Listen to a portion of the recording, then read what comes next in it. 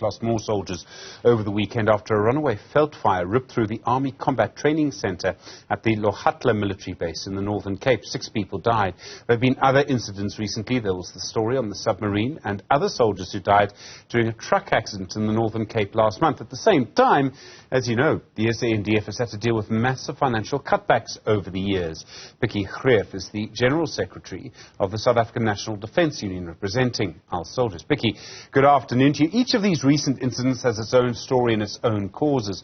But do you believe the financial situation of the SANDF is part of the reason so many of our soldiers have died recently? No, I don't think there's any indication that that is the case. It might be, upon investigation, found that that is a contributing factor, but certainly not the factor which, or the circumstances which happened on Friday, because that's force of nature.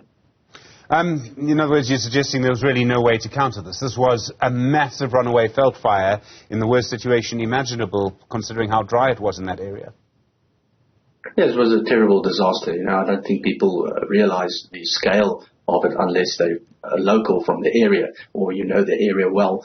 That fire could not be contained. It is, in any case, a rule in that combat training center that, preparations are made for veld fires, all the normal preparations that one does, such as scraping roads, etc.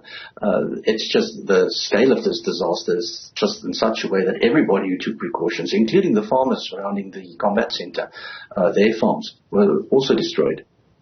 There was a sort of strange side effect of this, that the organisation Gift of the Givers went to go and help some of the soldiers in that area, and I'm sure they're very grateful for the help. They would have needed it. I know some people will say, well, this shows that our SANDF is in a very difficult situation where it needs help from an NGO. I don't know how you feel about that.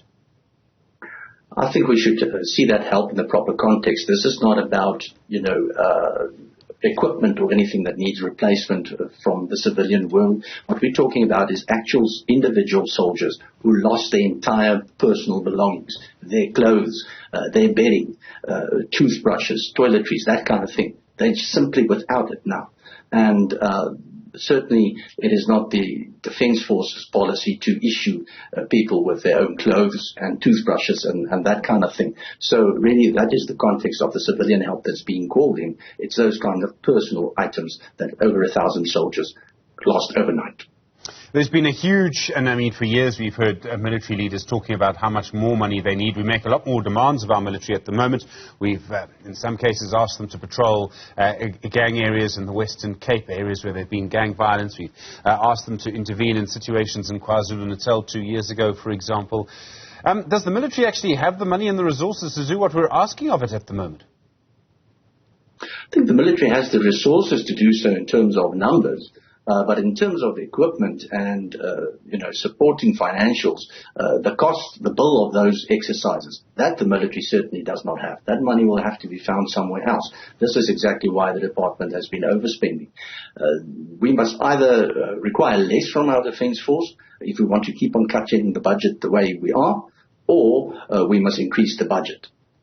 Do you think anyone in government is listening when it comes to requests to increase the budget for the military? Unfortunately, it keeps on falling on deaf ears. Even the military command has been cautioning parliamentarians about these budget cuts and shown black and white evidence why we need more money in the Defence Force. It doesn't seem to sink in, I'm very sorry to say. And we really hope that these kinds of incidents, or the fact that the Defence Force is being crippled by finances, will now at least sway the politicians to start thinking about properly funding the SANDF. The SANDF only gets 0.8% of the GDP, where it should be around about 1 to 1.5%. Pikkie Greeff, thank you, General Secretary of the South African National Defence Union. Do appreciate it. Well,